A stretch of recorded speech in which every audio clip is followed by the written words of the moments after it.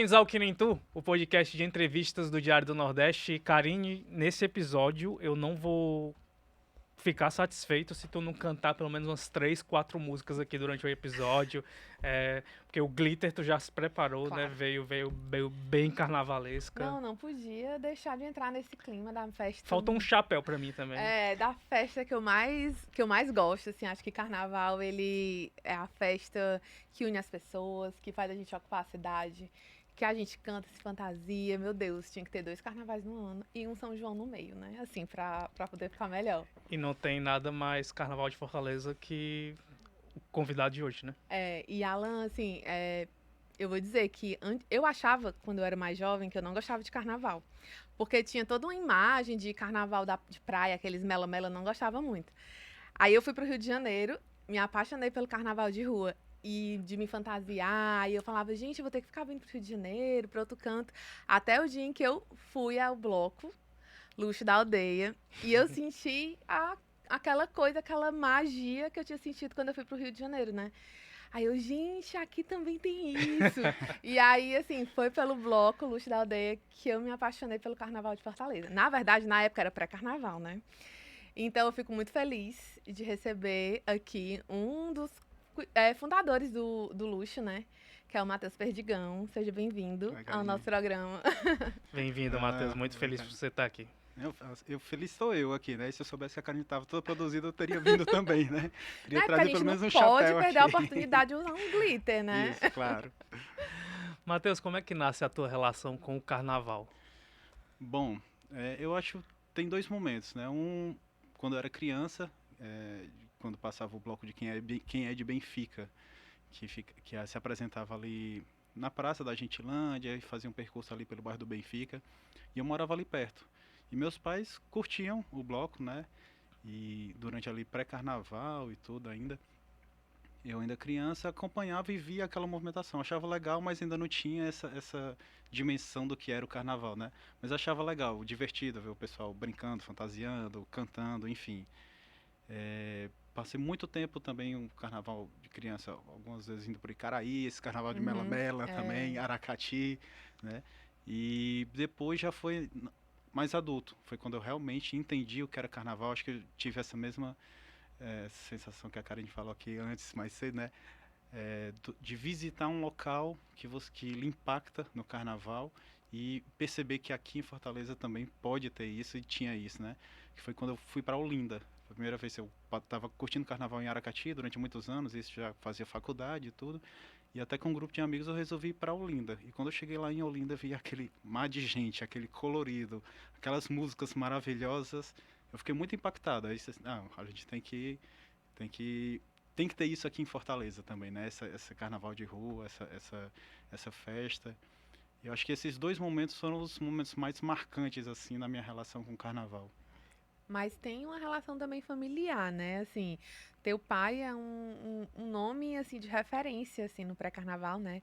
É um dos fundadores do Concentra Mais Não Sai. Exatamente. E também fundador do Luxo, né? Exatamente. E como era isso, assim, de que forma essa influência do teu pai acabou impactando tanto pra ti quanto pro teu irmão, né? Que é o Bruno, também faz parte do Luxo da Aldeia.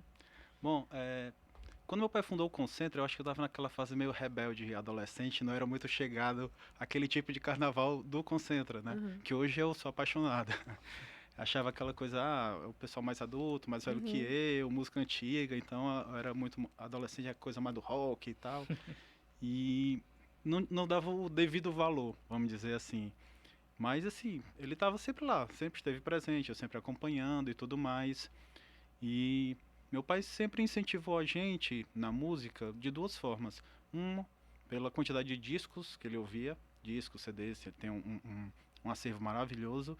E outro, quando eu comecei a tocar, me apresentar, ele sempre criou espaços, festas, enfim, para a gente se apresentar. E com o Concentra Mais Não Sai foi um desses momentos em que a música ele e o carnaval estão ali presentes, né, e vai se construindo com o tempo. Quando eu saí de Aracati, fui para Olinda para curtir os carnavais lá, quando eu voltei, eu entendi mais a importância do Concentra, de outros blocos que já existiam aqui em Fortaleza também, como no Espaço Não Enche, que é do Gilson Pinheiro, E aquele tipo de carnaval, que é um carnaval mais tradicional no sentido de que você tem uma tradição de festa, de músicas, de adereços, né, de sensação de pertencimento da própria cidade, aquele carnaval na rua popular, né? E, e foi quando eu comecei a sentir essa ligação também minha, musical, também com o carnaval. E aí, em determinado momento, eu estava tocando já num grupo de samba com meu irmão e outros amigos, e num determinado momento ele lançou a ideia de. Ele já estava no Concentra Mas Não Sai, já há alguns anos. Ele lançou a ideia pra gente de fazer um bloco de carnaval só de compositores cearenses, que tocasse apenas músicas carnavalescas de compositores cearenses. Eu achei no primeiro momento aquilo estranho, né? Assim, ainda mais isso foi em 2006, final de 2006. Achei estranho, não sabia, não conhecia muito bem o repertório e tudo mais, mas a gente topou o desafio. Vamos ver. A gente já está tocando num grupo de samba, vamos incorporar o repertório, vamos fazer alguma coisa nesse sentido. E a gente se credenciou no edital da prefeitura que foi lançado na época. Foi aprovado. Quando o projeto foi aprovado, a gente ficou pronto. Agora o negócio ficou sério. O que é que a gente vai fazer, né? E aí começou a relação com o Luxo da Aldeia, não só minha, com todo mundo. E quando começa a relação com o Luxo da Aldeia, aprofunda muito mais a relação com o Carnaval e com a cidade de Fortaleza, né? Então, a ideia de ser um bloco de compositores, de músicas de compositores cearenses foi do teu pai. Foi. Ele lançou o desafio e jogou pra vocês. O que é que vocês acham de fazer um negócio desse, assim? Bora ver o que é que vai dar. E aí quando teve o bloco aprovado, o projeto aprovado, a gente foi fazer a pesquisa, né, de repertório, para saber como é que a gente ia fazer. Meu pai já tinha uma ideia de repertório, mas a gente foi aprofundar, né? Então visitou o Cristiano Câmara, que é um pesquisador, era um colecionador de músicas, enfim, memorialista aqui de Fortaleza. Ele passou algumas gravações, fitas cassete, né, de músicas antigas aqui do Carnaval de Fortaleza, de Lauro Maia, de Luiz Assunção. Muitos amigos contribuíram também na construção do repertório. E a ideia veio do meu pai, baseada também na música do Ednardo, né? Do Terral, que ele fala: eu sou a nata do lixo, eu sou do luxo da aldeia, eu sou do Ceará. E aí quem batizou também foi teu pai? Foi. Ele já veio com tudo pronto, assim. Tá aqui a ideia, tá aqui o nome, se vocês toparem, esse negócio vai pra frente. E a gente aceitou e foi construindo, né? Ao longo desse tempo todo. E a relação dele com o bloco é legal, né, Matheus? Porque eu tava assistindo o documentário que foi lançado ano passado sobre a história do luxo. Ano passado? Foi desse ano? É desse ano? É desse ano. 2023. Aliás, desculpa. Ano passado. Acho que eu ainda tô com delay aqui. Acho que é do segundo semestre do ano passado.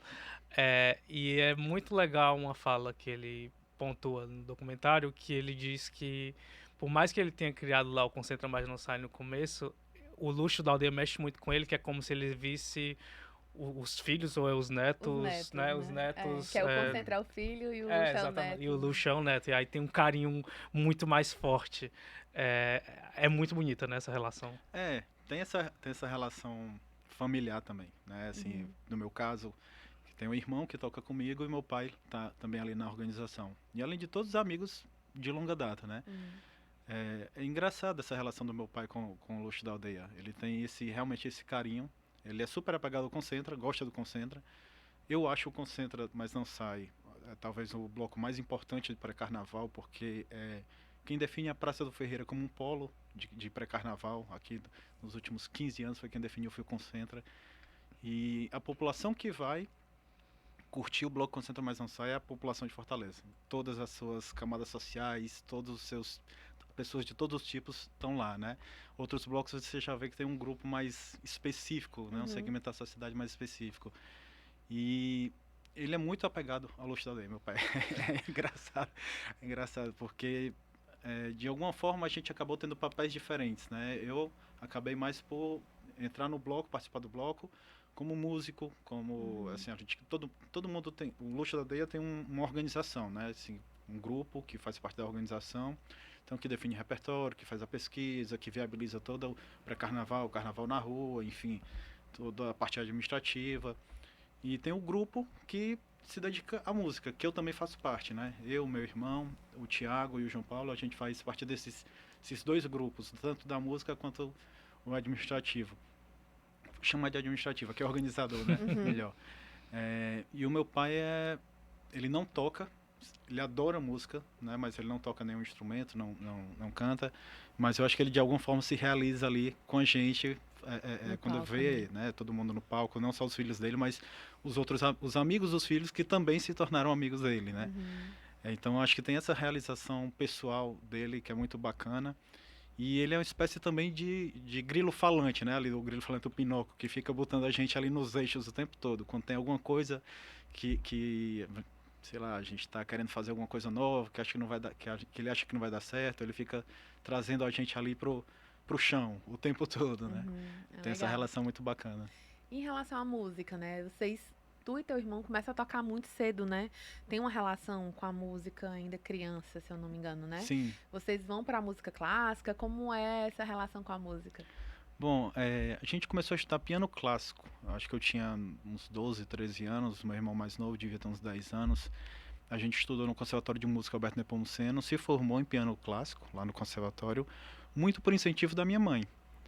Eu sempre costumo dizer que minha mãe incentivou a gente a estudar um instrumento. Minha mãe estudou piano, quando era criança também, sempre gostou de piano e sempre incentivou que tanto eu e meu irmão a gente tocasse alguma coisa, né?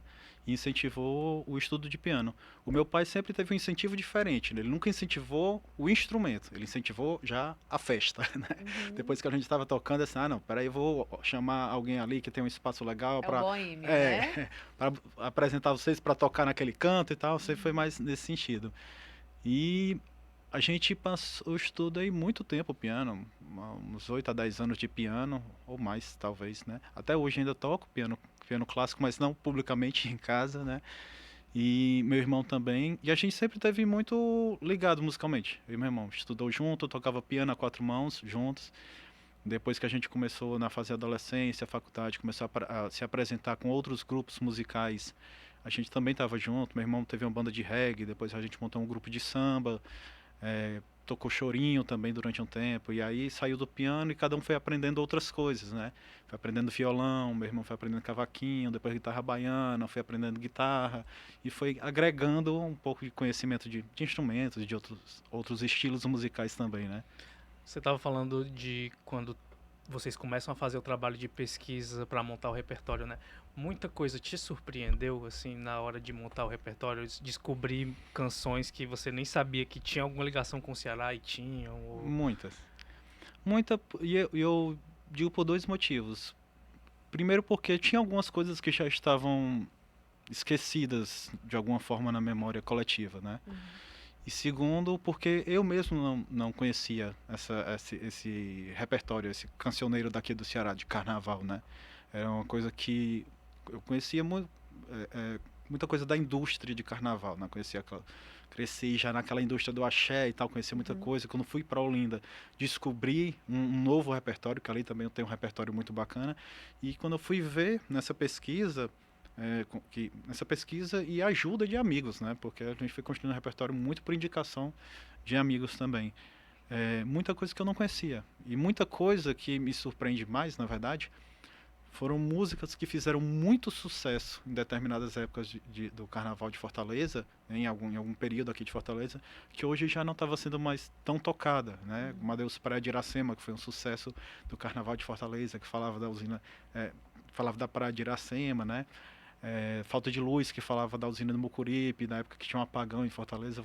Músicas que fizeram sucesso, mas que ficaram, por algum motivo, esquecidas, né?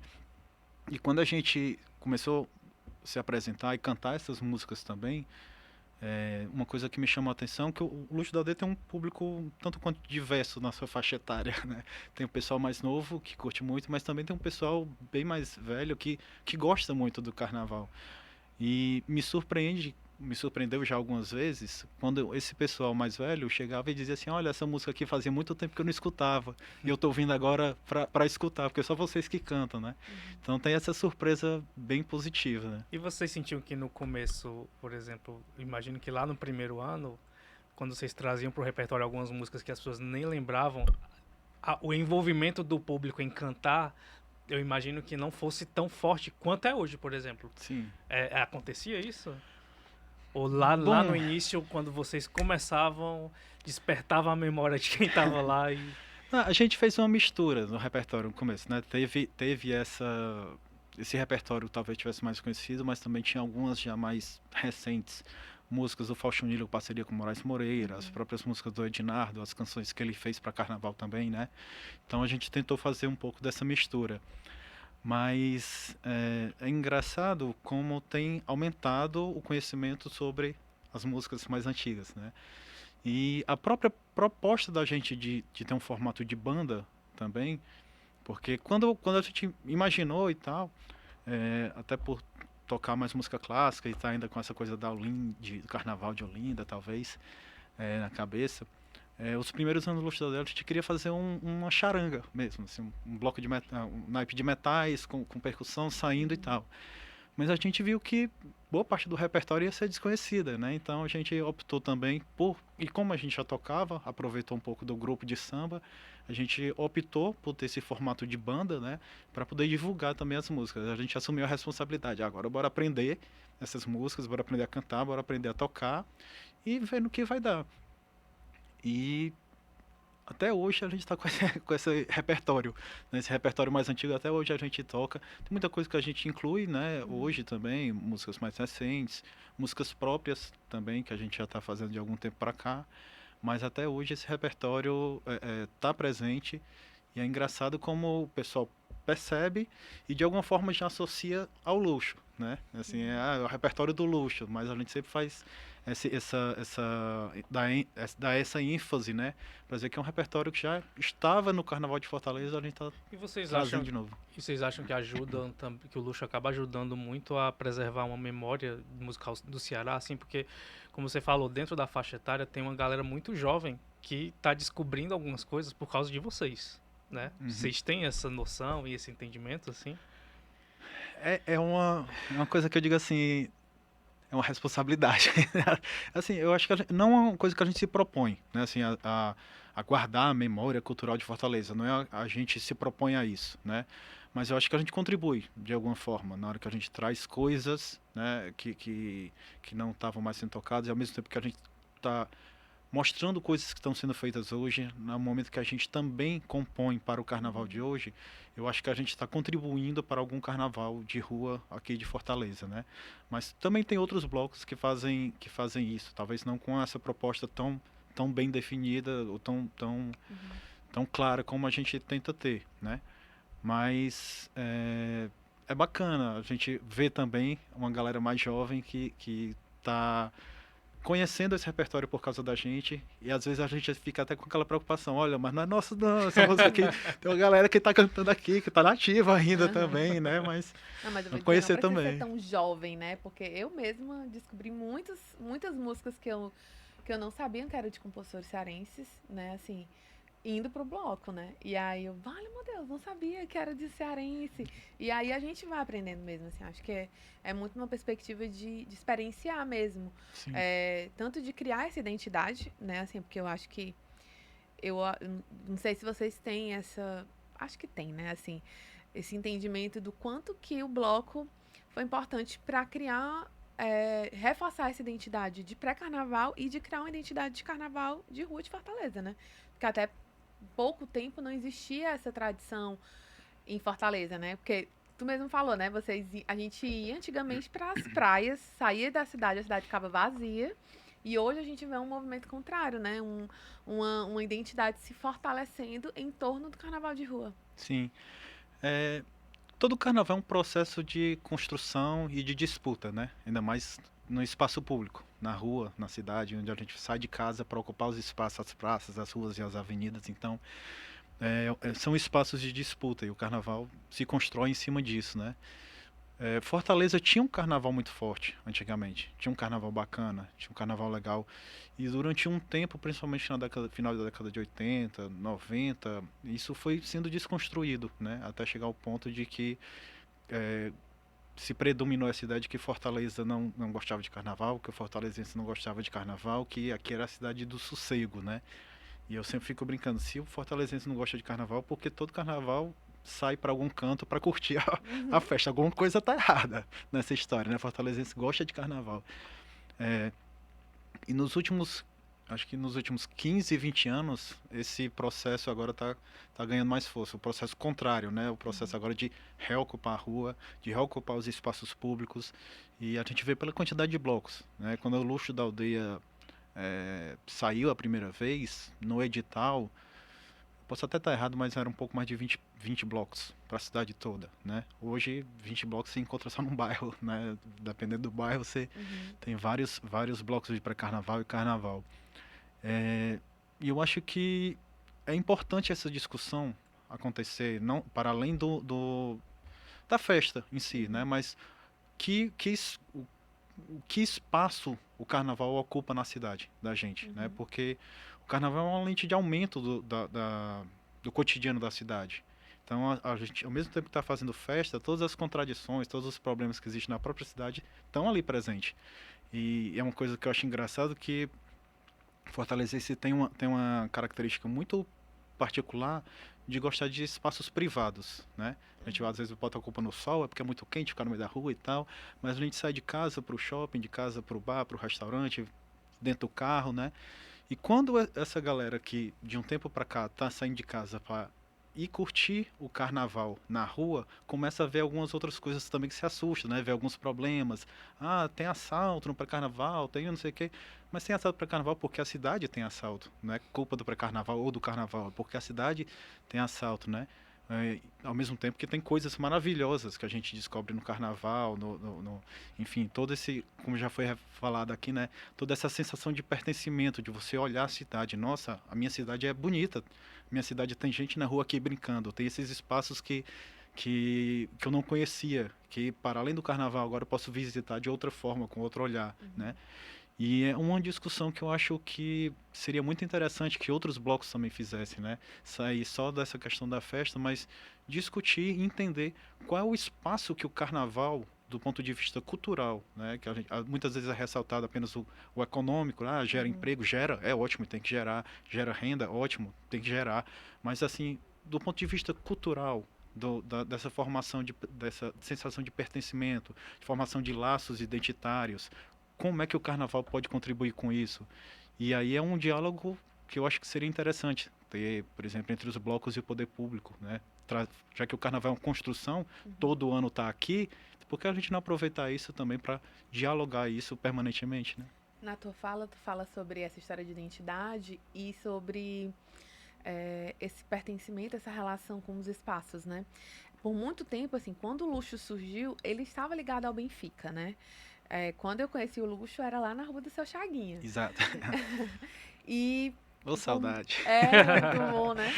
E assim, era uma... Eu lembro que quando vocês saíram lá do Benfica, que foram para a Praça do Ferreira e foram ocupar outros espaços, o Mercado dos Peões, houve uma grande comoção de dizer, meu Deus, não é o Luxo, o Benfica sem o Luxo sem o Benfica, essa relação. Eu acho que hoje está mais tranquilo no sentido de entender que é um movimento de ocupação da cidade e de pertencimento como um todo, né? Mas como é essa relação com o bairro? Porque o Benfica, ele tem essa vocação boêmia, essa vocação de festa, ao mesmo tempo que alguns blocos não existem mais, né? Assim, o próprio sanatório, que era ali do lado, né? Assim, não existe, mas assim, como foi esse início, assim? Como foi criar esse bloco lá? Como foi essa relação com as pessoas que moravam lá? Lembra aí no começo, assim, como é que foi isso? A escolha do próprio Benfica era da característica do próprio bairro. Né? Quando a gente pensou onde é que a gente vai fazer, é o Benfica. Por quê? Porque é o bairro apropriado para isso que a gente pensou na época, ainda em 2006, né? 2006, a primeira apresentação do Luxo da Aldeia foi em 2007. Vocês moravam lá ainda? Não morava mais lá, mas eu nasci e me criei ali no Benfica, morava ali bem pertinho de onde o Luxo da Aldeia se apresentou, ali no antigo bar do Chaguinha, né? Mas continuei frequentando o bairro porque passei a estudar na faculdade, era ali perto, os cursos de línguas eram ali perto, o conservatório era ali perto, os bares eram lá, né? Então a gente, assim, é uma área que sempre esteve presente na minha vida. Quando a gente pensou em fazer, a gente imaginou que tinha que ser lá.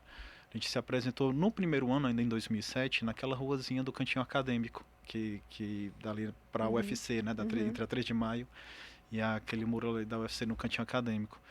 E a partir de 2008, no segundo ano, a gente foi para a rua do Padre Francisco Pinto, que era ali, tinha o apoio do Chaguinha.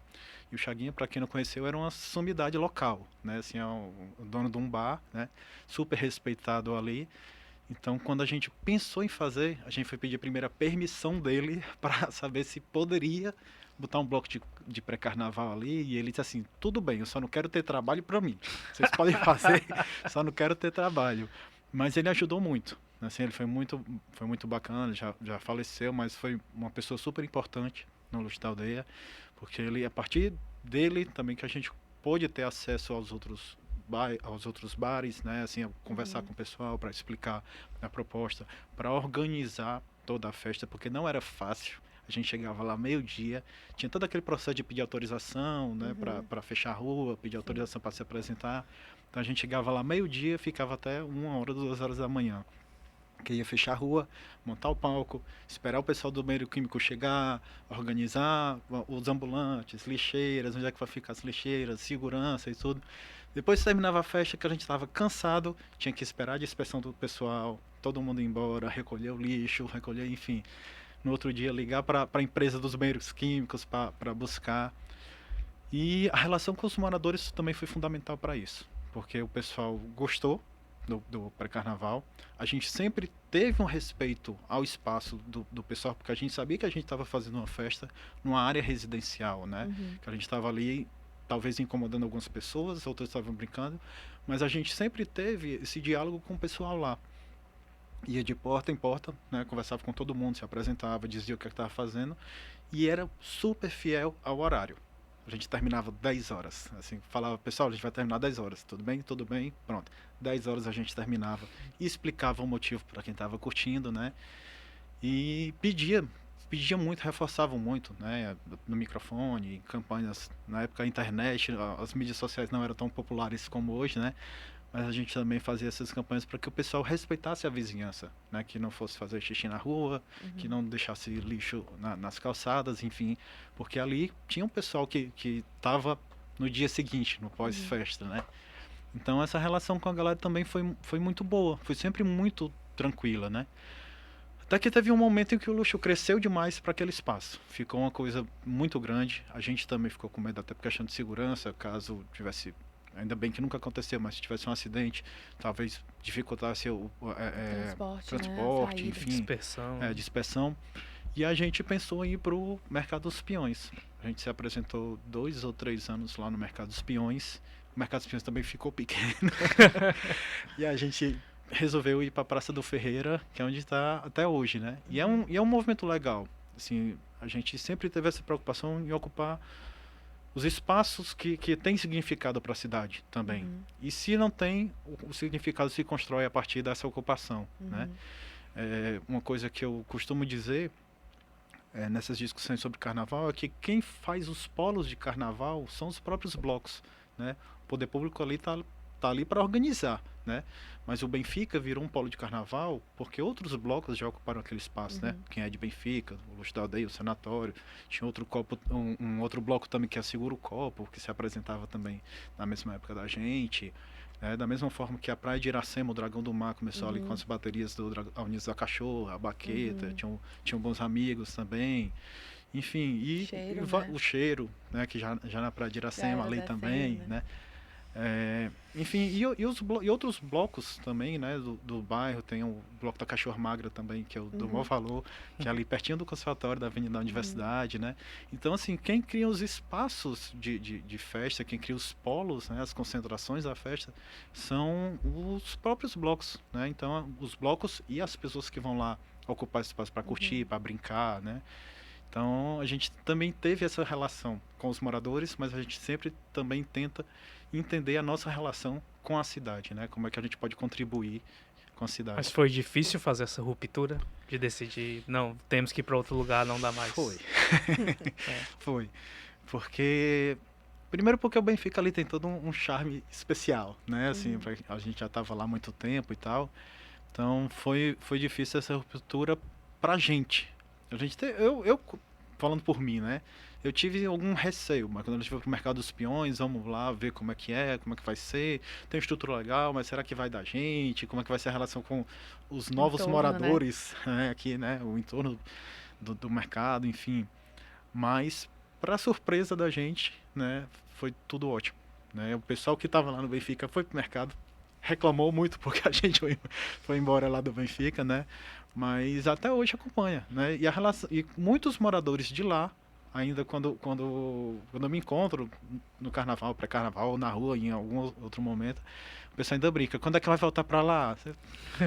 Aí uma saída que a gente encontrou foi durante o carnaval a gente se apresenta ali na praça, né? No Mas polo, o pré-carnaval né? já estava complicado se apresentar E é ali uma na rua. discussão que a gente tem até aqui, né, Karine? Que é uma discussão sempre que pontuada pela Lorena, que é a editora de cultura aqui do Diário do Nordeste, que ela fala muito que o carnaval e o pré-carnaval de Fortaleza cresceu muito. E alguns polos hoje são muito pequenos para abrigar alguns blocos que já cresceram muito. E às vezes a coisa fica meio insustentável para curtir, para os próprios blocos acontecerem, né? Isso.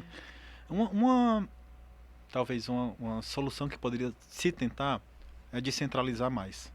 Né? Assim, existe uma tendência, né, de você, tem muitos blocos aqui por perto, então vamos trazer tudo para o mesmo canto, que dá uma sensação de que a gente pode facilitar ou otimizar a questão de segurança, de transporte, enfim, de logística.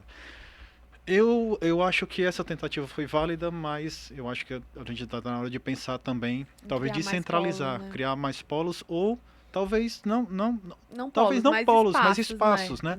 Porque a identidade de um bloco de carnaval também passa por pelo isso, seu pelo local lugar. que ele ocupa, né? Você tem ali o repertório, você tem o local, você tem os dias que ele se apresenta, né? Você tem as brincadeiras que o próprio bloco faz, né?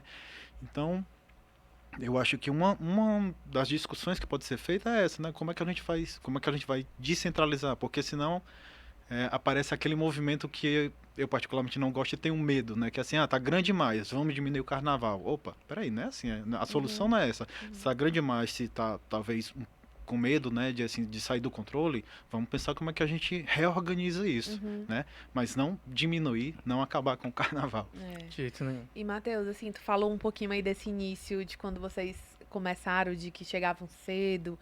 Porque de folião a organizador de um bloco, há uma diferença aí gigantesca, né? Gigantesca.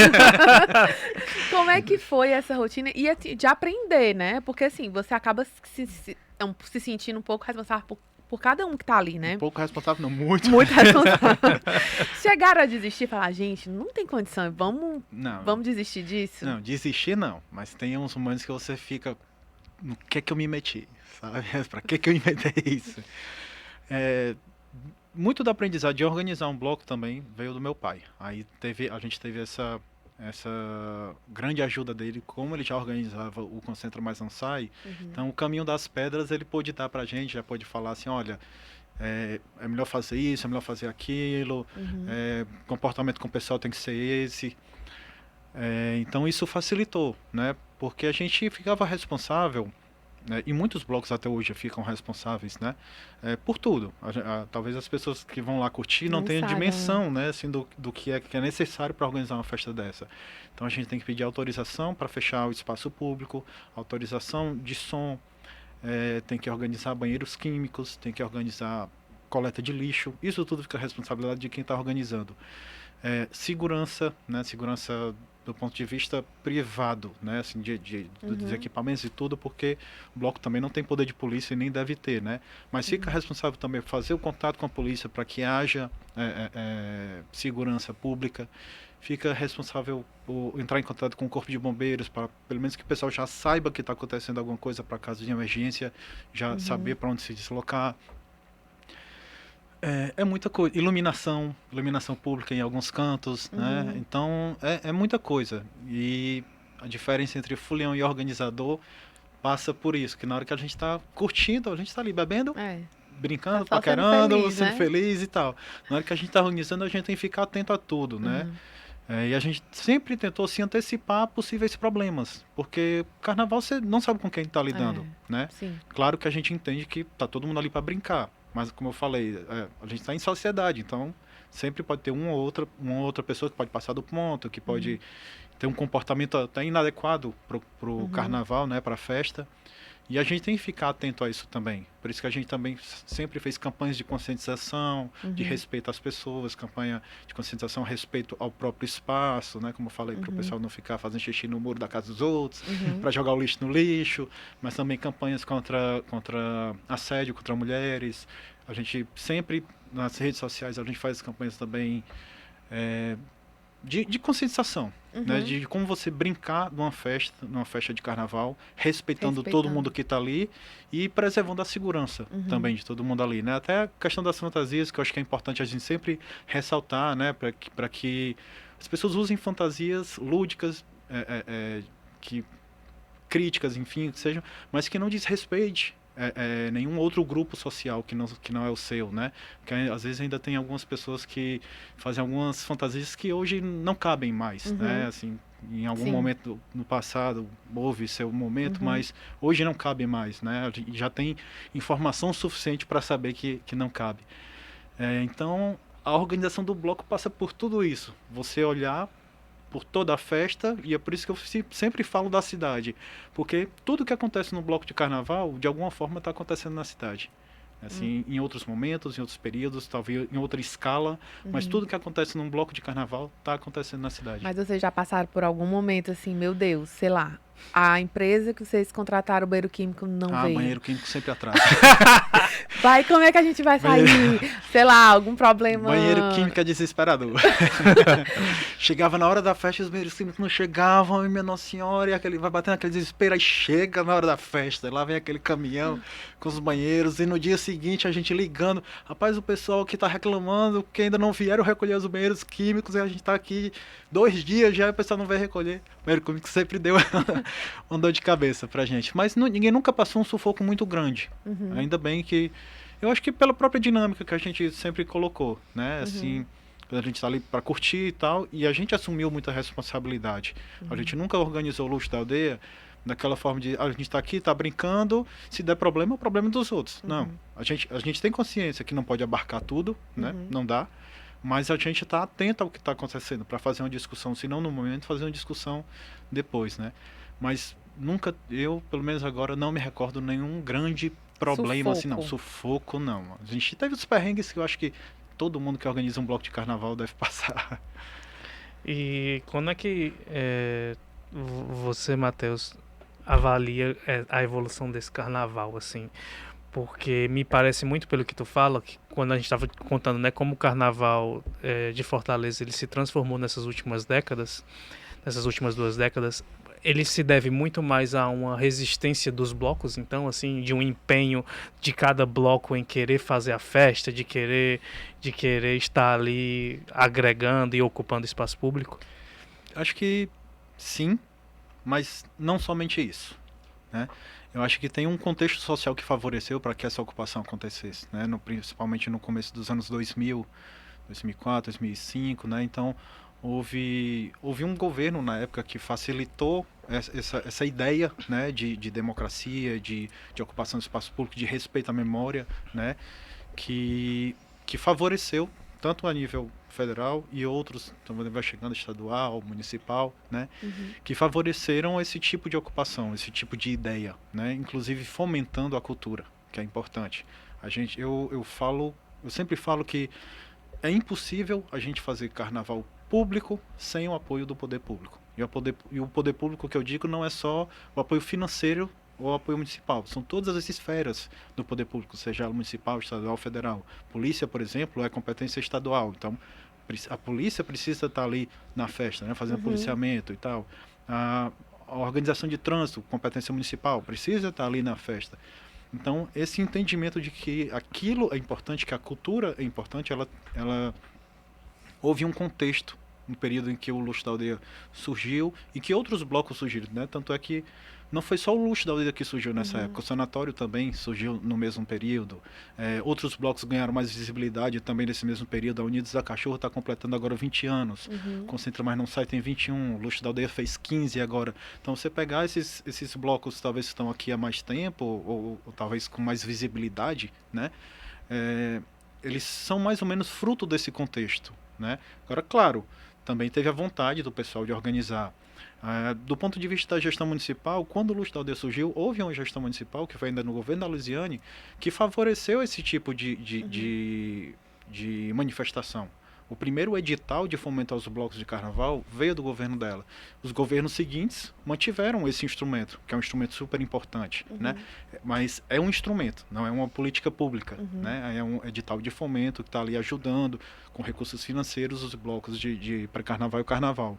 Mas não é uma política pública ainda voltada para a cultura, incluindo o carnaval, uma política pública para o carnaval aqui na cidade. Então, teve esse momento, esse contexto que favoreceu o surgimento de vários blocos, dentre eles o Luxo da Aldeia. Em seguida, vieram outras gestões municipais, estaduais, federais, enfim, em que se discutiu, começa a discutir, na hora que começa a ganhar corpo o Carnaval de Fortaleza, o pré-carnaval, principalmente o pré-carnaval, né? Que ganhou esse corpo assim de massificar a festa, espalhar mesmo pela cidade a festa, começou já a discutir o formato, né? Como é que a gente quer fazer, o que é que o poder público tem que dar de apoio, e aí as discussões agora são a cada ano, né? Entre a gestão, já tem uma concepção de carnaval, mudou a gestão, já vem com outra concepção de carnaval, e nisso os blocos também são vamos dizer assim, são as colunas, né, da festa, né? Assim, por mais que mude a gestão, você quer fazer alguma coisa diferente e tal, o bloco está ali, tem sua tradição, já tem o seu histórico, então dá aquela segurada quando é uma coisa que ir para longe demais, vamos dizer assim. E uma coisa que eu sempre falei também que é importante é esse diálogo. O carnaval é uma construção, então o diálogo entre os blocos e o carnaval dos blocos com o poder público, ele tem que acontecer. O carnaval não tem como o Luxo da Aldeia, quando surgiu, a gente brincou aqui assim, se tinha muita gente ou não, se o pessoal sabia cantar ou não. O Luxo da Aldeia surgiu, tinha, sei lá, poucas pessoas, 200, 300 pessoas, ali no máximo os amigos da gente, né, que divulgavam. Hoje a gente está ali na Praça do Ferreira, cheio de gente, que nunca vi na minha vida, mas que está lá. Então, assim, não dá pra gente colocar na responsabilidade de tudo dos blocos, né? Os blocos de carnaval, claro, e pré-carnaval tem sua parcela de responsabilidade com a festa, mas o poder público também. Não adianta o poder público se eximir de qualquer responsabilidade ou então limitar a sua participação apenas ao fomento financeiro, né? O apoio financeiro. Não. Tem que ter esse diálogo com as outras instâncias do poder, seja estadual, federal, tem que servir de mediador de interesses também de outras pessoas, outros grupos que talvez não gostem de carnaval, né, que se sentem incomodados pelo carnaval, que existe, né, não vou negar, vão ficar sempre tristes. Vão ficar sempre tristes. Como existe. Mas existem, né? Então o poder público deve servir também como mediador, né? Assim, tem um pessoal aqui que está querendo fazer o carnaval, tem um pessoal que não quer o carnaval ou talvez se incomode com determinado tipo de festa ou até um horário. Como é que o poder público pode mediar esses interesses, né? Sim. Fazer campanhas também de conscientização, não só propagandas, mas também indo nos locais e nos arredores, assim, no entorno de onde as festas acontecem, né? Talvez já ampliando, saindo um pouco da questão, né? Mas eu acho, hoje, trazendo um pouco também, tentando concluir esse raciocínio, assim, eu acho que o diálogo com o poder público, entre os blocos e com o poder público, ele é essencial para a construção do carnaval. E esse diálogo tem que ser permanente, constante, né? Não só durante a festa, ele tem que acontecer antes, durante e depois. A gente poderia fazer uma avaliação agora, terminou o pré-carnaval, carnaval, o que é que deu certo, o que é que não deu, por que é que não deu certo, onde é que está faltando apoio, onde é que ficou descoberto aqui alguma coisa, o que é que ficou legal, o que é que pode servir para o próximo ano, né? Porque senão a tendência que eu tô sentindo aqui no Carnaval de Fortaleza também é de que o Carnaval de Rua se torne, na verdade, num grande festival, não mais num carnaval. Tá virando um grande festival que você bota várias bandas, se apresentar em vários palcos, que é uma festa, que tem seu valor, mas eu digo, mas não é carnaval. Carnaval vai muito mais além disso, né? Como eu falei, assim, tem a sensação de pertencimento, tem aquele trabalho no ano todo, que eu estou falando aqui dos blocos de pré-carnaval, mas também tem as escolas de samba daqui de Fortaleza, que trabalham o ano todo. Tem as nações de Maracatu também que trabalham o ano todo para se apresentar, para desfilar. E isso precisa de um olhar também cuidadoso, né? Para você entender qual é o papel disso na cidade, como é que a gente pode promover a cultura da cidade, para a gente não cair também naquela ideia de que, isso é legal, então a gente vai promover só o turismo em cima disso. Aí a tendência é levar tudo para a Praia de Iracema, ali para Beira-Mar, e você tira do seu local de origem, né? Como eu falei assim mais cedo, os blocos criam os polos.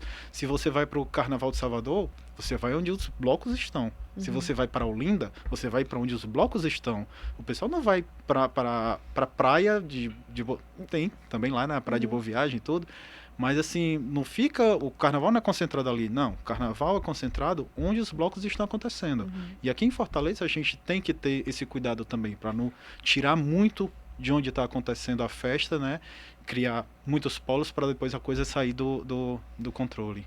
E, Matheus, tá falando dessa comunicação, né, que precisa haver entre blocos e poder público, mas como é essa comunicação, essa relação entre blocos? Assim, vocês têm um grupo de WhatsApp, sei lá, dos blocos de carnaval, que vocês vão lá, gente, pelo amor de Deus, alguém sabe disso, que se ajuda. Deu um problema aqui no som, alguém ajuda aí, alguém presta. Bom, a relação, eu vou falar pelo luxo da aldeia, né? Assim, não sei como é a relação de todo mundo, mas a gente sempre teve uma relação muito boa, principalmente com os blocos que surgiram mais ou menos dessa mesma leva, né? Nesse mesmo contexto do luxo da aldeia. O pessoal do Niso da Cachorra, o pessoal do Camalhões do Vila, Maracatu Solar, o Compingo também. Então a gente sempre teve uma relação muito bacana. A gente discute pouco. Na verdade, a gente discute pouco a festa em si, né? Como é que a gente quer, como é que a gente pensa o carnaval e o pré-carnaval. Mas também houve momentos em que os blocos se uniram em torno de algumas coisas, né? A última, talvez eu considero também a mais importante, desses blocos, né? Que quando eu falo bloco de carnaval, ao mesmo tempo que eu digo que o carnaval, como a cidade, ele também tem diversos carnavais, né? Assim, tem os grupos que surgiu, né, para carnaval, tem o pessoal da Domingos Olímpia, as Nações de Maracatu, enfim, todos eles.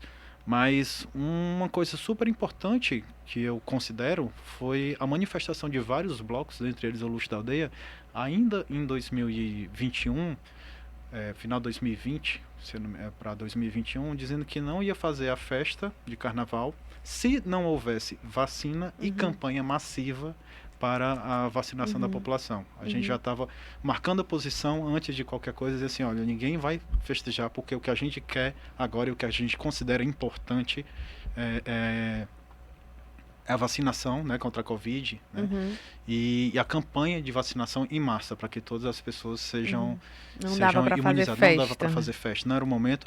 E é uma forma também, como eu falei mais cedo, assim, de trazer a responsabilidade para a gente, né? A gente está ali ocupando esse espaço e a gente não está dissociado da realidade. Assim, existia uma pandemia, a gente não ia querer fazer uma festa, enfim, de qualquer jeito. Mas a gente também não estava esperando qualquer coisa. A gente estava demarcando uma posição, ficando o pé e dizer assim, ó, a gente não é só a festa, a gente também está querendo vacina, a gente está querendo também conscientização, né? Porque foi um período difícil, não só de pandemia, mas também de um governo que não tinha olhar nenhum sobre a cultura. Não tinha nenhuma sensibilidade sobre a cultura do país, né? Enfim. Então foi um período difícil, né? Um período que também um período em que também surgiram algumas coisas maravilhosas, como eu digo, o Samba Enredo da Mangueira, acho que 2020, foi 2020 que foi uma das coisas mais lindas, fala de resistência, enfim, desse período, mas apesar de eu não achar que também a gente tem que passar por coisas ruins para produzir coisas maravilhosas, né? Mas assim, mais uma vez ressaltando essa coisa de que o carnaval não está dissociado da realidade, né? Não está dissociado do cotidiano da cidade, enfim. Então, a alegria desse ano, depois desse tempo sem carnaval, Cara, como foi pisar, assim, no primeiro dia de pré e ver ali a Praça do Ferreira lotada de gente cantando, despencando? Eu tava com saudade. Foi muito bonito. Foi muito bonito e emocionante. A gente já tinha até se apresentado, né? A gente passou 2 anos sem se apresentar. Quando começou a pandemia, a gente só se apresentou mesmo em maio do ano passado. A gente, inclusive... E foi logo depois do carnaval, né? Assim, quando tudo Foi, parou. a pandemia começou, foi sim. 1 semana ou 2 semanas depois do Foi. carnaval. Eu falei, meu Deus, foi ainda um bem choque. que teve esse carnaval. Que a coisa já estava difícil, pelo menos a gente conseguiu esse último alívio, né, nessa pandemia. Então, em 2020 parou, a gente voltou a se apresentar em 2022 já, mas em casa particular, né, fazendo festa. A gente fez umas 3 apresentações no ano passado, mas voltar para a rua, especialmente para a Praça do Ferreira, foi emocionante. Assim, eu confesso que eu estava um pouco nervoso, até por falta de costume já, mas tem uma música que eu canto, que é do Belchior, que na hora que eu fui cantar, eu embarguei a voz, fiquei sem força, porque foi muito emocionante cantar Qual? a música. É aquele que presentemente eu posso me considerar um sujeito de sorte. Sujeito de sorte, que a gente canta com Galos, Noites e Quintais. São 2 músicas que a gente carnavalizou, não são músicas de carnaval, né? Mas a gente carnavalizou, mas que tem uma mensagem muito forte, né? E na hora que eu fui cantar, o pessoal lá na praça começou a cantar junto, e foi um impacto muito grande ali pra mim. Até eu conversando com o baterista, ele disse assim, cara, na hora que eu senti que a tua voz embargou, eu tive que começar a pensar também outras coisas, porque eu também fiquei emocionado, né?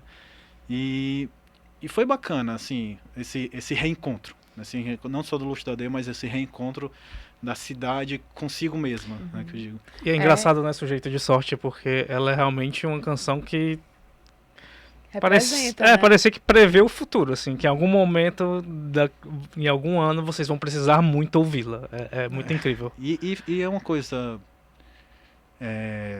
E foi muito emocionante mesmo, ficar repetindo essa palavra, mas é porque a gente pensar que depois de 2 anos, muita gente que curtiu o Luxo da Aldeia, por exemplo, não tá, né, hoje aqui.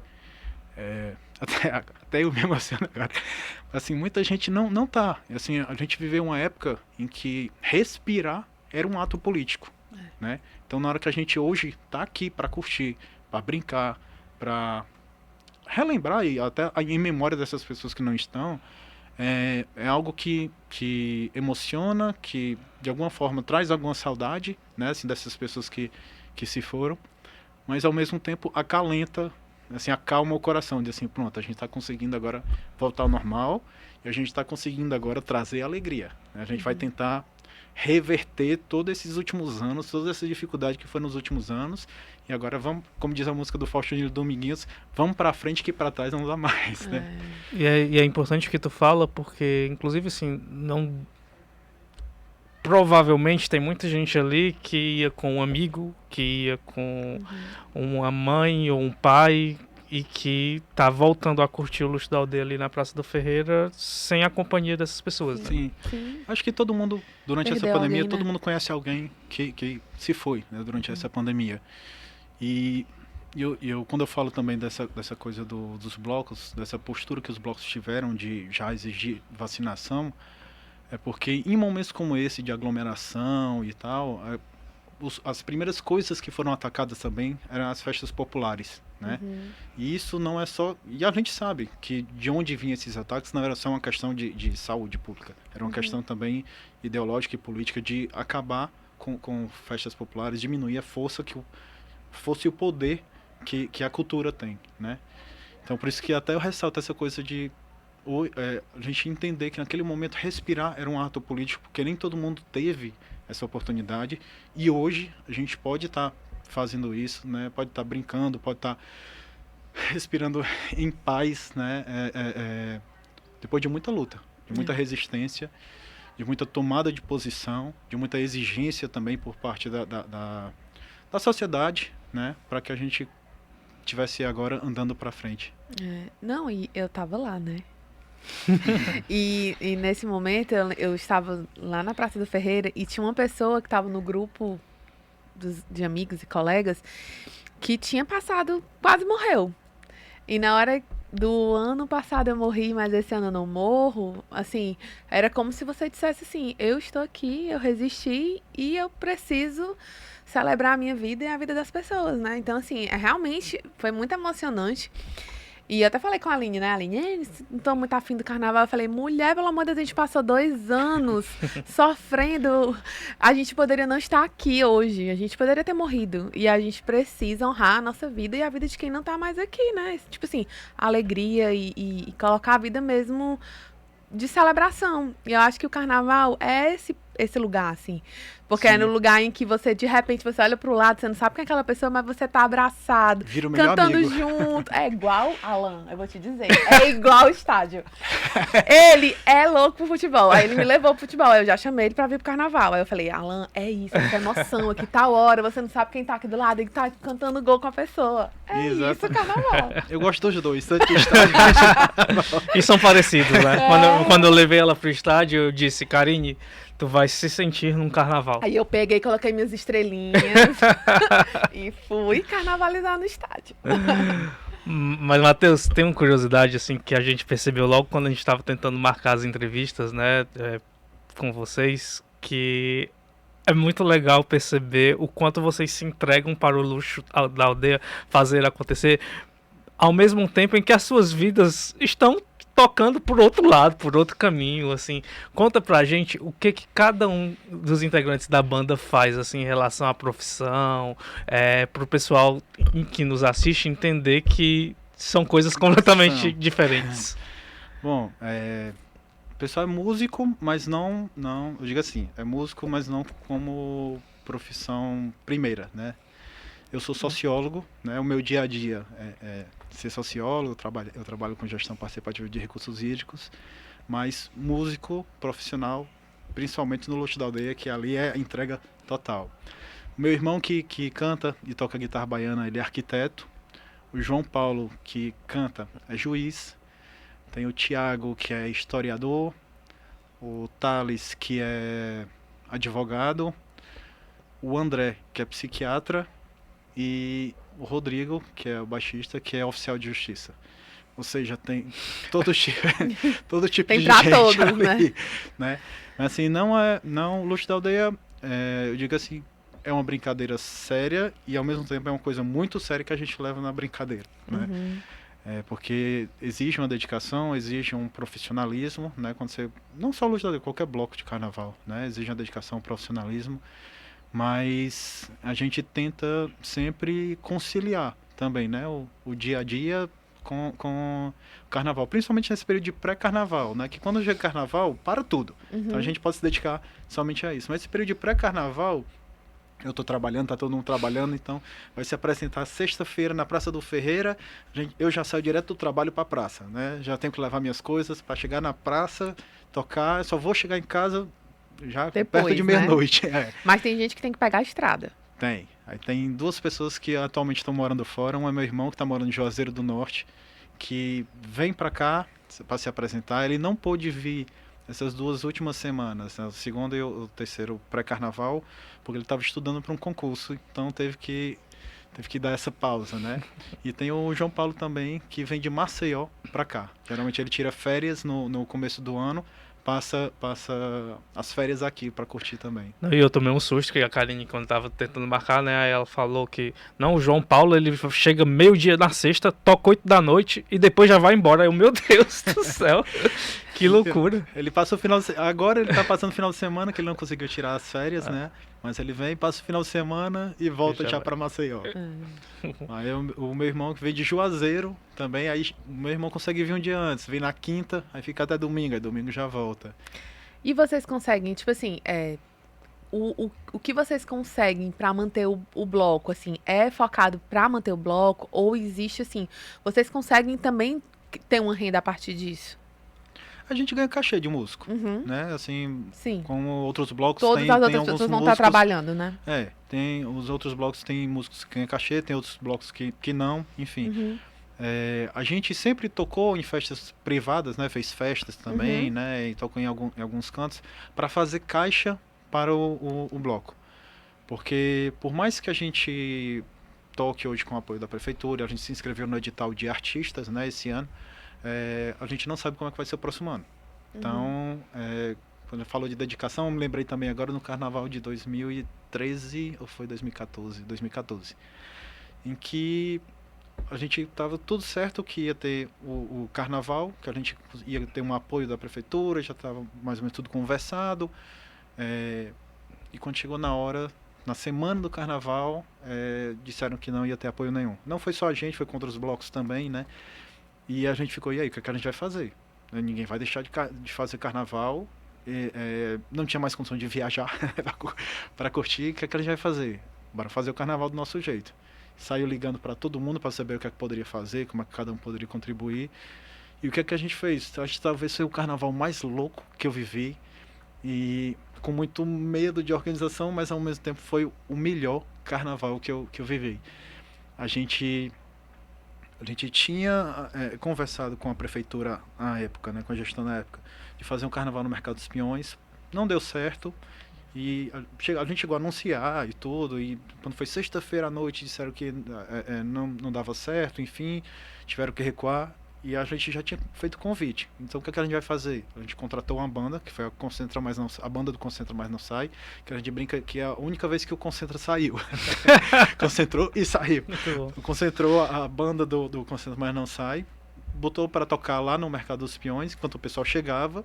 Quando a galera chegou, a gente desceu até a Praia de Iracema e foi tocar ali em frente onde era o Mambembe, né? O bar Mambembe. Foi um dos carnavais mais épicos, né? Porque foi uma coisa bonita, foi uma coisa muito improvisada. E na questão do dinheiro, ainda bem que a gente tinha feito um caixa, porque o dinheiro todo foi embora Foi ali, né? nesse carnaval, né? Porque a gente bancou tudo, né? A concentração com a banda, os banheiros químicos, o pessoal também da época, também, o pessoal do Mambembe ajudou, né? Então, contratação como a gente tem formato de banda, então precisa contratar som, que leve material, né? Amplificador de guitarra, de baixo, essas coisas todas. Então a gente mantém um caixa também para essas emergências, né? E para situações que a gente sabe que pode precisar. E uma das formas não é só se apresentando, mas também todo ano a gente faz uma camisa do Luxo da Aldeia, camisa temática, né? Que a gente vende para poder ajudar a pagar os custos e fazer a festa, né? Porque também nem sempre os cachês conseguem dar conta de tudo, né? Mas recentemente você falou que vocês começaram a compor e ter músicas próprias, né? Inclusive o documentário que eu estava falando, vocês apresentam várias dessas composições.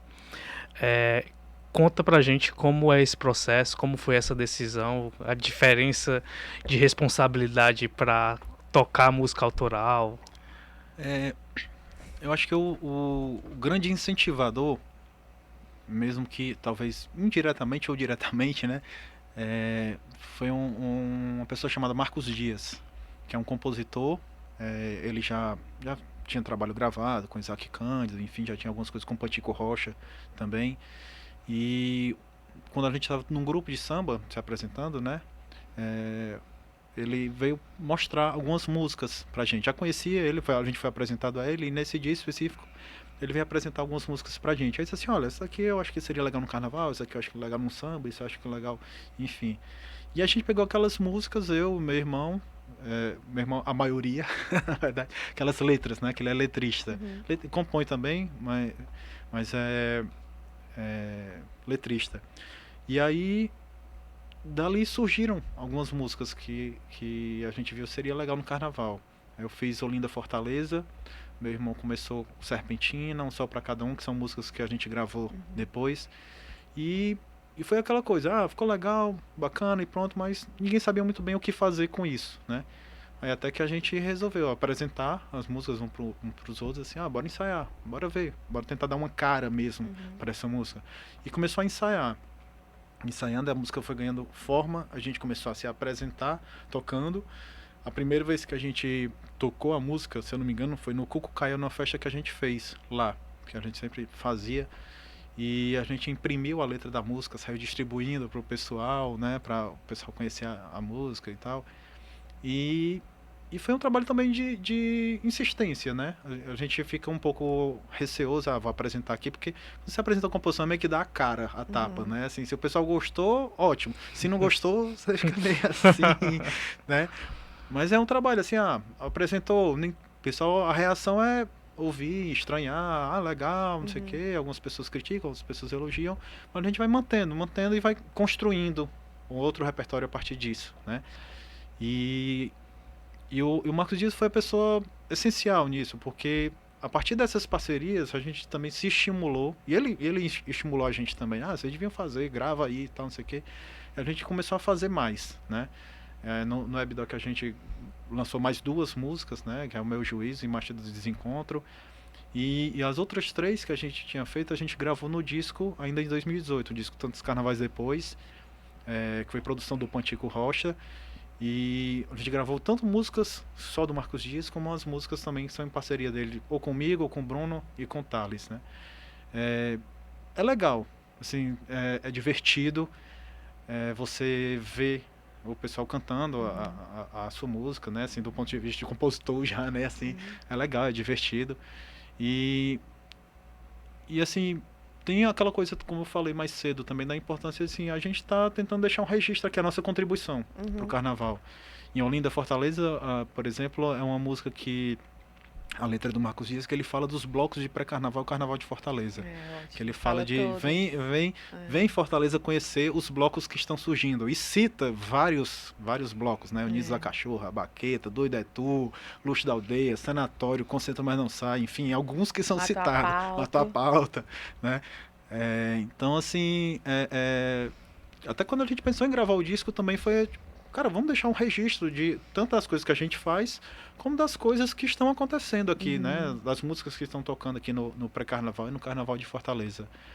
E todo mundo canta, né? Assim, bem, assim. É como tá cantando sucessos que as pessoas já conhecem e hoje já... Tem uma coisa que a gente percebeu que é o grande diferencial, é você gravar, né? Até uma sugestão que eu dou até para outros blocos, para músicas, assim, cara, grave. Deixa o registro, porque alguém ouve. Né? E a gente percebe isso no disco do Luxo da Aldeia. O disco não teve... Claro, a gente quis produzir um trabalho muito bem feito, né? Por isso o Pantico também foi convidado na época para que fizesse a produção desse disco. Mas o intuito primeiro era mostrar a nossa cara e fazer o registro do que estava acontecendo, né? Na época. E é uma coisa que eu digo... a gente atua em 2 formas. Eu acho importante os outros blocos também gravarem. Existia uma política da prefeitura de Fortaleza em uma época de fazer os concursos de marchinhas carnavalescas e gravar as músicas dos blocos. Algumas edições foram gravadas, não sei quando foi. Isso parou, não me lembro quando, mas é importante do ponto de vista de memória da cidade, né? E tinha outra coisa que eu disse agora que eu esqueci também, mas ia nessa linha do disco, né?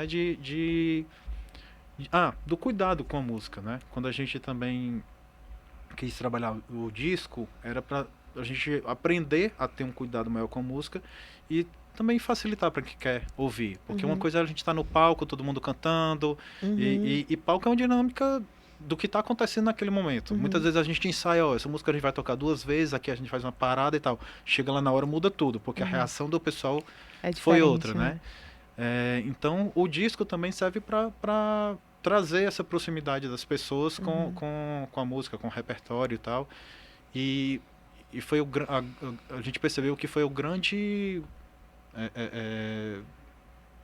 catalisador, talvez, assim, do repertório, sabe? Sim. Foi quando a gente percebeu que as pessoas estavam cantando as músicas, estavam cantando inclusive as músicas da gente. É muito legal quando alguém diz assim, toca serpentina, um só pra cada um. Eu adoro só pra cada um. É legal demais. Eu me lembro uma vez que eu tava tocando na praia de Iracema, e aí eu tô tocando e uma pessoa fazendo assim o tempo todo com a camisa, levantando a camisa, mostrando pra mim, e eu sem entender. E aí eu vi que era uma camisa de um bloco de carnaval, um bloco da Cachorra Magra. Aí olhando assim pra mim o tempo todo e chamando a minha atenção e eu sem entender. Até na hora que eu fui cantar Olinda Fortaleza, entendeu, aí né? ele levantou os braços, começou a cantar e tal. Eu entendi que a gente cita na música, né? O bloco, né? Da Cachorra Magra. Então assim, é legal, é divertido isso também. É um outro olhar, né? E vocês dividiram, assim, nesses 15 anos, palco com grandes nomes, né? Assim, quem foram as pessoas que meio que vocês tremeram na base ali? Tremer na base mesmo, pra mim, foi o Moraes Moreira. A gente teve a sorte de muita gente de conseguir trabalhar com a galera que a gente admira, né? A gente tocou já fez apresentação com Moraes Moreira, fez com Messias Holanda, com a Melinha, com Chico César, enfim. E com os blocos de pré-carnaval, carnaval também aqui de Fortaleza, né? A gente sempre gostou de fazer essa mistura de convidar, de ser convidado também, né? É coisa que a gente gosta. Com o Fausto Nilo também, que o Fausto Nilo é uma pessoa, para mim, é essencial dentro do Luxo da Aldeia, assim, da gentileza dele com a gente, inclusive de ceder uma música, né? Permitir a gravação de Lua de Papel, que é dele e do Moraes Moreira.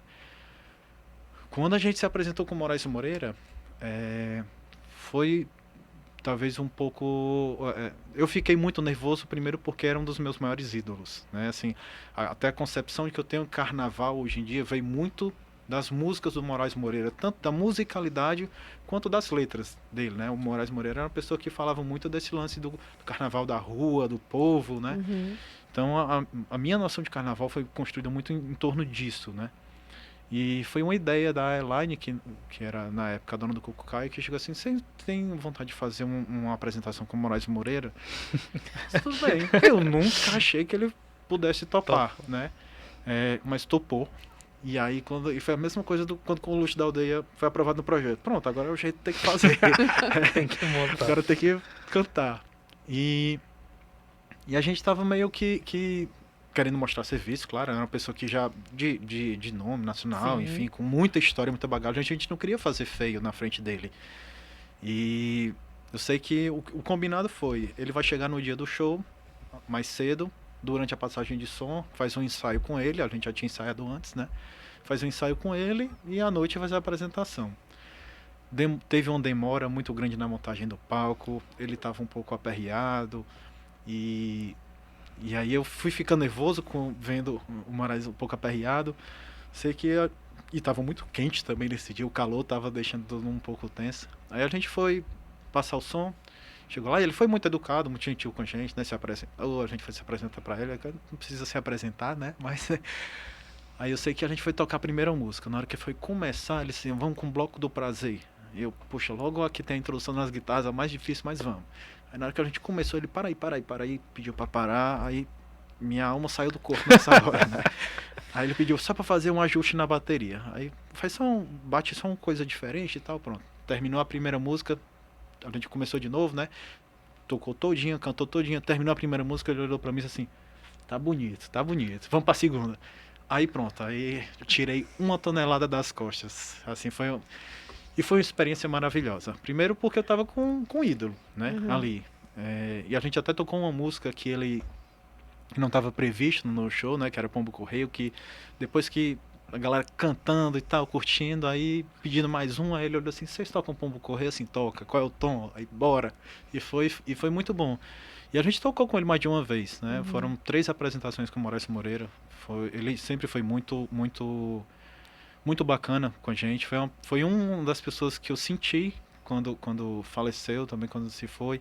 É um artista que eu admirava demais, né? Eu fico muito feliz de ter tido a oportunidade de ir no show que ele veio pra cá. A gente convidou também o Fausto Nilo. Eles se apresentaram juntos. Teve uma apresentação muito bacana do Moraes, do Fausto, cantando Três Meninas do Brasil. O Moraes também foi essencial nesse momento, né? Deu a confiança para o Moraes que a gente sabia, né, se apresentar. Teve o Chico César também, que é uma pessoa maravilhosa, né? Que a apresentação com a gente foi muito engraçada, porque ele é muito simpático, já chegou se apresentando, chegou ali dono de tudo, já chegava ali, conhecia tudo, sem distanciamento com a gente, já fazia piada com todo mundo, foi uma coisa bem bacana, muito divertida. Fez piada com a altura do meu irmão, que o Chico César é um pouquinho mais baixo que o meu irmão, tem quase 2 metros.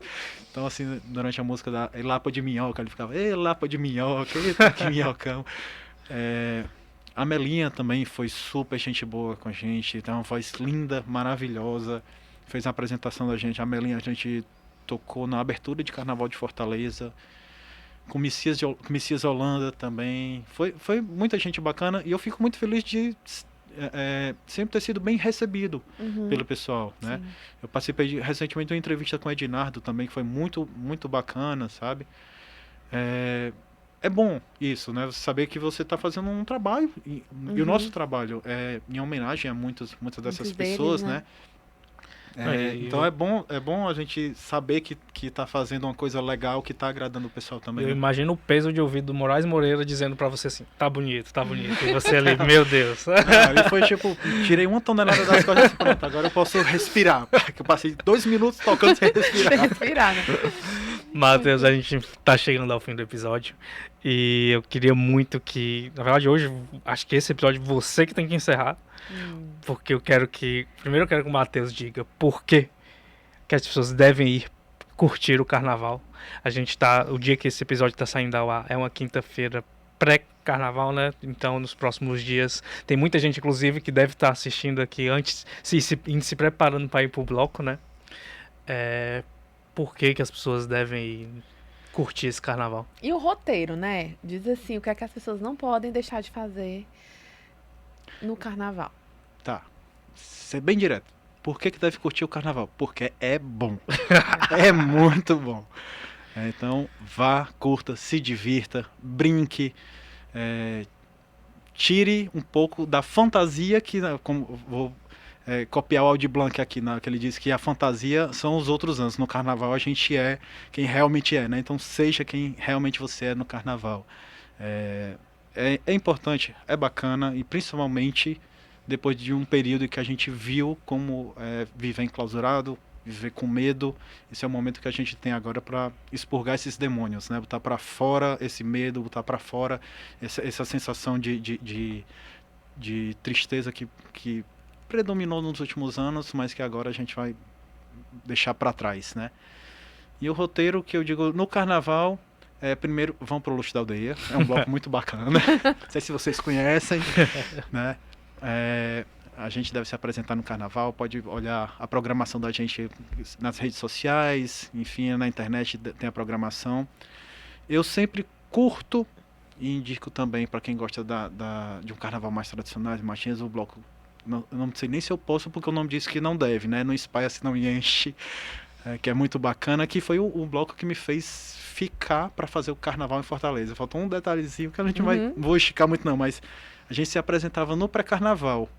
Mas quando eu e meu irmão, a gente viu o Espalha se não enche se apresentando no carnaval, a gente pensou, por que a gente não tá aqui também no carnaval? E aí foi em 2012 a gente ficou. Então, é um outro bloco que eu gosto muito, né? Eu acho que vale a pena visitar o pessoal ali da Domingos Olímpio, ver as apresentações. É um carnaval de desfile, mas é muito bacana. E claro, e os outros polos, né? O Benfica, que não pode deixar de ter, né? A Praia de Iracema também sempre tem muita coisa. Então, não importa onde, não importa que horas, mas vá brincar o carnaval. Legal. Aí tem que aproveitar os pratinhos. Pratinho é a comida do carnaval. Bebida barata, né? 3 Bebida por 10. barata. Não tem mais não, 3 por 10. A gente faz a pressão, tô anunciando aqui já pra fazer a pressão, né? Pois pronto, vamos procurar o 3 por 10. Mas o pratinho, os 3 por 10, o glitter. Não tem lugar melhor não, meu povo. Não tem. Quero dizer isso. E a gente pode esperar aí o luxo continuar. Sim. Vai ser passando de pai para filho, quase uns capitanias hereditárias. A gente nunca pensou muito no futuro, mas eu acho que é isso. Eu acho que, independente de eu estar tocando, meu irmão estar tocando, agora o luxo é da cidade.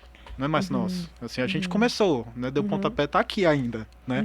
Tá aqui brincando e tal, não sei o quê, mas tem um momento em que outras pessoas vão fazer o luxo, ou fazer outros blocos inspirados no luxo, ou que dialoguem, né? Mas o luxo é da cidade. Legal. Muito obrigado, Matheus, pela participação. Assim, eu fico muito feliz com esse episódio, porque eu acho que o luxo é um dos símbolos dessa cidade mesmo. Quando vem alguém de fora e a gente explica o que é Fortaleza e como é Fortaleza, hoje se coloca o luxo como um desses símbolos, sabe? E é muito feliz marcar também a história do luxo dentro de um episódio do Que Nem Tu, dentro de um podcast do Diário do Nordeste, pra gente garantir que cada vez mais pessoas conheçam o Luxo e entendam a importância do bloco e a história do bloco na história da cidade. Eu agradeço o convite, espero que tenham gostado, né, a Ótimo. conversa. Fico muito feliz de um bloco de carnaval tá aqui num programa em que outras personalidades importantes também estão, né? E é isso, felicidade e que outros blocos também venham, né? Não, tem que vir. E eu acho que é muito isso, né? Assim, que nem tu, a gente sempre pensa de mostrar que essas pessoas que estão vindo pra cá, elas são que nem as pessoas que estão do outro lado assistindo, né? Sim. E aí eu acho que não tem identidade melhor, assim, de dizer fortalezense. É o Luxo, é que nem tu, gosta de festa, tem esse pertencimento, né?